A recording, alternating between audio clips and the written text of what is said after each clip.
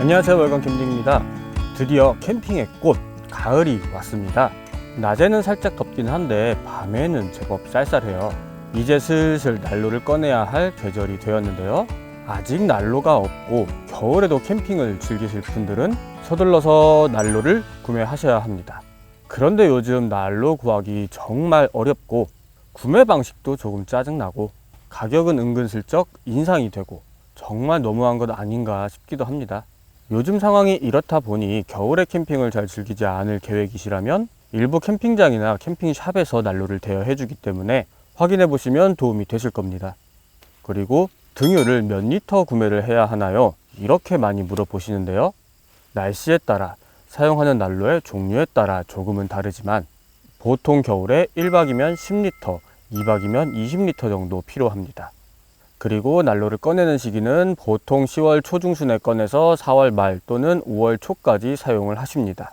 물론 지역에 따라 날씨에 따라 다르기 때문에 참고해 주시면 될 것 같습니다. 그렇다면 캠핑장에서 대표적으로 많이 사용하는 난로는 심지난로, 반사식 난로, 페니터 이렇게 세 가지가 있는데요. 그중 저는 심지식 난로와 페니터 이렇게 두 가지를 가지고 있습니다. 제가 사용하는 심지난로는 간절기에 사용하는 P사의 PKH13 모델, 동기용으로 사용하는 T사의 KS67H 모델 이렇게 두 가지를 사용하고 있습니다. 먼저 P사의 PKH13 모델은 대표적으로 사용하는 캠프10과 비슷한 제원을 가지고 있으며 난방 연량도 캠프10과 거의 비슷한 3000입니다. 크기가 작아서 수납하는데 조금 수월하지만 아무래도 연량이 낮기 때문에 이 난로는 동기용으로 사용하기에는 조금 무리가 있습니다. 특히 겨울철 대형 텐트와 사용하기에는 많이 부족한데요. 결국 T사의 KS67H 모델을 구매했습니다. 이 모델은 PKH13 모델보다 크기도 크고 연량도 높은 난로라서 극동계까지 대응이 가능한 난로입니다. 그럼 심지난로 어떤 스펙으로 준비해야 할까요? 이렇게 많이 물어보시는데요. 개인적인 의견 차이가 있겠지만 첫 번째로 전고가 낮은 텐트를 사용하시는 분들은 연량이 낮은 난로를 사용하시는 게 어떨까 합니다. 전고가 낮은데 연량이 높은 난로를 사용하게 되면 텐트 지붕 스킨이 열로 인해 손상이 될 수 있습니다. 두 번째로 대형 텐트를 사용하시는 분들은 연량이 높은 난로를 구매하시는 게 어떨까 합니다. 물론 간절기에는 연량이 낮은 난로를 사용해도 상관은 없지만 대형 텐트는 면적이 넓다 보니까 그만큼 난방 효율도 떨어집니다. 이렇게 난로의 크기만 잘 선택하시면 쌀쌀한 가을부터 겨울, 이듬해 봄까지 사용을 쭉 할 수가 있는데요. 이 심지난로의 장점을 살펴보면 첫 번째로 심지 방식이기 때문에 전기가 없어도 사용이 가능합니다. 두 번째로 은은하게 퍼지는 난로의 불빛이 굉장히 감성적입니다. 주로 캠핑 가면 불멍 많이 하시죠? 겨울에는 외부에서 불멍하기 힘들다 보니까 이렇게 난로멍 하시는 분도 계시는데 은은하게 난로에서 나오는 불빛을 멍하게 바라보는 난로멍도 굉장히 매력적입니다. 세 번째로 난로 상판에 물을 끓여서 가습 효과를 줄 수도 있고 상판에 고구마도 구워 먹을 수 있습니다. 네 번째로 상대적으로 페니터보다 가격이 저렴한데요. 근데 요즘은 P사도 그렇고 T사도 그렇고 난로 가격이 많이 인상돼서 그 점은 조금 불편합니다. 그리고 대류식 난로의 단점으로는 아무래도 아이들이 있다면 조금 위험할 수 있는 단점이 가장 큰 것 같아요.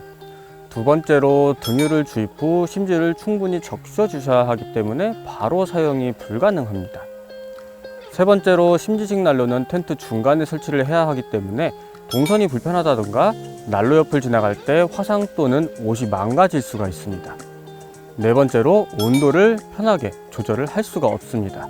물론 난로의 레버를 줄여서 불꽃을 약하게 할 수는 있지만 이런 경우는 냄새가 날 수 있어서 보통 난로 온도 조절 같은 경우는 텐트 문을 열어서 조절을 합니다. 다섯 번째로 심지난로는 열이 위로 올라가는 대류 현상 때문에 텐트 내부에 열이 고르게 전달되지 않습니다. 열이 고르게 전달될 수 있도록 서큘레이터를 가동해 주셔야 훈훈하게 보낼 수가 있습니다. 이렇게 심지난로는 장점도 있는 반면에 저에게는 단점도 명확했는데요. 이런 단점 때문에 심지난로가 있음에도 불구하고 페니터를 또 구매하게 되었습니다. 그렇다면 제가 페니터를 산 이유는 첫 번째로 심지난로보다 작고 각지 모양이라서 트렁크 수납이 좋습니다. 두 번째로 등유를 주입하고 전기를 연결하면 바로 사용을 할 수가 있습니다. 세 번째로 온도 조절이 가능하고 따뜻한 바람을 멀리 보내줍니다. 하지만 페니터 역시 서큘레이터를 활용을 해주시면 더욱 효과적입니다. 네 번째로 기온에 따라 차이는 있겠지만 페니터는 심지난로보다 상대적으로 연비가 좋습니다. 다섯 번째로 아이들이 있다 보니까 심지난로보다는 조금 더 안전하게 사용을 할 수가 있습니다. 여섯 번째, 안전 센서, 온도 조절, 차일드락, 산소 부족 시 자동 꺼짐 등 편의 기능들이 있어서 굉장히 편합니다. 일곱 번째로 이동링이 있으면 기름 탱크에 등유가 남아 있어도 이동이 가능한데요. 단 탱크 외부에 있는 잔유는 모두 사용을 하고 철수를 해주셔야 합니다. 그렇다면 페니터의 단점은 첫 번째, 이건 말 안 해도 잘 아실 겁니다. 바로 가격. 가격이 웬만한 텐트 한동 값입니다. 두 번째로 페니터를 사용하려면 전기가 필요하기 때문에 노지에서는 사용이 불가능하고 만약 캠핑장의 차단기가 떨어질 경우에는 페니터 사용이 불가능합니다. 세 번째로 페니터는 열풍으로 실내 온도를 높여주기 때문에 굉장히 건조해지는데요. 추가적으로 가습기가 꼭 필요합니다. 네 번째로 페니터는 다양한 편의 장치가 있다 보니까 단순한 구조의 심지식 난로보다 고장의 원인이 더 많습니다. 다섯 번째로 이건 성능적인 것보다 개인적인 건데 감성이 좀 떨어지고 고구마를 구워 먹을 수 없습니다. 이렇게 페니터도 장점과 단점이 있지만 저는 아이들이 있어서 안전을 생각하여 고가임에도 불구하고 페니터를 구매했습니다. 근데 심지난로의 감성을 사실 포기하기는 굉장히 어려운데요. 그래서 솔캠을 다닐 때는 심지식 난로를 가지고 다니고 가족과 함께 갈 때는 페니터를 사용할 계획입니다. 그렇다고 해서 심지식 난로, 페니터 둘 다 구매하실 필요는 없으십니다. 제가 말씀드린 장단점 참고해 주시고 구매를 해주시면 도움이 되실 겁니다. 이것도 개인적이지만 제가 아이들이 없는 커플 캠핑을 다닌다면 감성감성한 심지식 난로를 선택을 할 것 같습니다.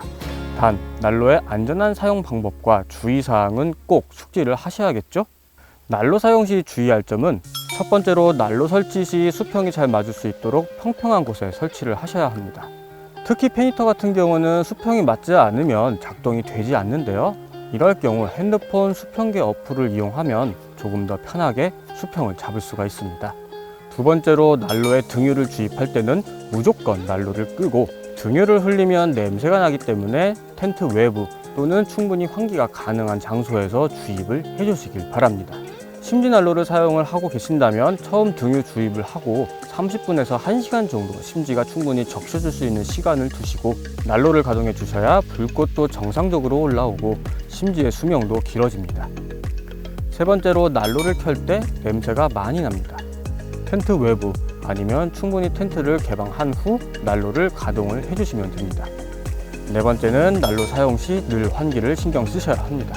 난로를 사용하게 되면 산소는 줄고 불완전 연소 시 일산화탄소가 더 많이 배출이 됩니다. 텐트 내부가 꽉 막혀 있다면 정말 치명적이기 때문에 벤틸레이션은 꼭 개방해 주시고 출입문도 일부 개방을 해 주시고 가끔 전체 환기를 통해 공기를 순환시켜 준다면 안전하게 난로를 사용할 수 있습니다. 특히 난로 사용 시 이 일산화탄소 경보기는 필수품이기 때문에 난로 사용할 때 꼭 켜주시길 바랍니다. 하지만 일산화탄소 경보기 기계이기 때문에 배터리 방전이 될 수도 있고 고장이 날 수도 있고 사실 믿을 수 없기 때문에 너무 일산화탄소 경보기를 믿지 말고 전체 환기 자주 해가면서 안전하게 캠핑을 하시길 바랍니다. 다섯 번째로 난로를 가동하게 되면 텐트 내부의 공기는 매우 건조해집니다. 페니터는 별도의 가습기를 사용을 해서 습도를 유지시켜주면 되고 심지식 난로는 난로 상판에 물을 끓이면 가습 효과가 있지만 아이들이 있으면 매우 위험하니까 꼭 신경을 써야 합니다. 여섯 번째로 난로 안에 남아있는 등유도 신경을 써야 하는데요. 페니터 같은 경우는 별도의 이동링이 있으면 탱크에 등유가 남아도 트렁크에 적재를 해서 이동을 할 수가 있습니다. 물론 페니터에 이미 유입된 잔유는 모두 사용을 하는 게 가장 좋은 방법인데요. 잔유를 제거하는 방법은 기름 탱크를 뺀 후에 난로의 온도를 가장 높게 설정을 해서 자동으로 꺼질 때까지 틀어주시면 됩니다. 그런데 심지난로 같은 경우는 그대로 트렁크에 적재를 하고 이동을 하게 되면 남아있는 잔유가 넘치게 됩니다. 등유 주입 시 등유량을 잘 조절을 해서 주입을 하셔야 하고 철수 전 남아있는 잔유는 모두 태워야 안전하게 이동할 수도 있고 심지의 수명도 그만큼 길어집니다. 이렇게 몇 가지 주의사항만 잘 기억하고 계신다면 즐겁고 안전한 캠핑이 되실 겁니다. 이렇게 캠핑장에서 대표적으로 많이 사용하는 난로에 대해서 말씀을 드렸는데요. 가장 중요한 점은 첫 번째도 안전, 두 번째도 안전, 무조건 안전한 캠핑이 되셔야 합니다. 추위 때문에 감당이 안 된다면 그냥 철수하고 집으로 돌아가는 것도 방법인데요. 단, 텐트 안에서 화로대 사용은 절대로 하시면 안 됩니다. 그리고 마지막으로 난로를 생산하는 대표님께 이 말을 한 번쯤 해보고 싶었습니다. 한정판, 색상 변경 이런 거 너무 신경 쓰지 마시고 더 많은 분들이 사용할 수 있게끔 원활한 공급과 더욱 안전한 제품으로 신경을 써주시길 간곡히 부탁드립니다. 오늘은 여기까지입니다. 날씨가 쌀쌀해진 만큼 건강에 유의하시고 안전한 캠핑이 되시길 바랍니다. 감사합니다.